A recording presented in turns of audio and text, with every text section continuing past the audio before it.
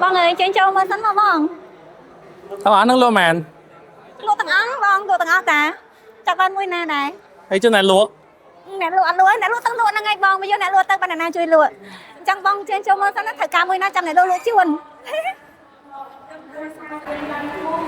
Đi mua màn. Anh ấy cũng mùi mơn, buồn hỏi.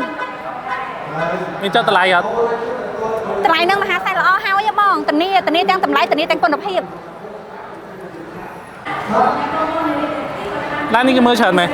អូឡាននឹងប្រភេទគេហៅ hybrid ដំបងគេបំផុតនៅស្រុកខ្មែរយើងបោះ Ford ឯង Lại màn. តម្លៃពេញរបស់ឡាន 82900 ប៉ុន្តែបើសិនជាបងយកឥឡូវតម្លៃតែ 79900 ទេ Cho mỗi ní mỗi màn. មួយនេះ Ranger Raptor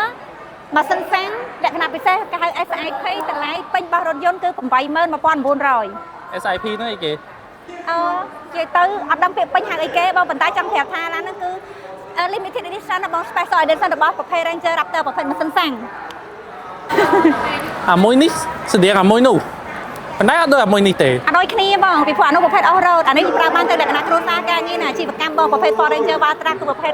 pick up ដែលលក់ដាច់ជាងគេបំផុតហើយតម្លៃណាតម្លៃតែ 53900 ទេឡានព្រឹងស្រុកខ្មែរយើង Mình tự lại màn. អានេះ 149,000 បង Ford M150 Raptor Lại á.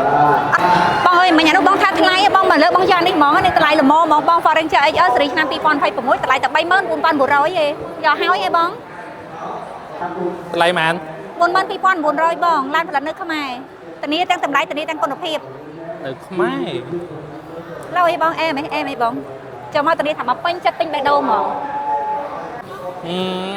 Lời số pôn sân. Cảm thấy bao mà ngày tiết. បងតែ3ថ្ងៃបងថ្ងៃ6ថ្ងៃ7ថ្ងៃ8ចឹងថ្ងៃ6ចឹងបងថាពេលតែ2ថ្ងៃបើមិនជាបងក៏នៅក្នុងងานកម្មវិធីហ្នឹងបងទទួលបានសម្លឹកឆ្នោតសម្រាប់ចាក់រង្វាន់ហើយរង្វាន់ធំយើងបងនឹងមកអីគេគឺម៉ូតូ Vespa ដែលមានតម្លៃរាប់ពាន់ដុល្លារចឹងបងទិញឲ្យហើយទៅគឺបងចំណេញបានសម្លឹកឆ្នោត Vậy lươn mới được AI. AI មែនតើតាបងមនុស្សពិតតានេះមនុស្សពិត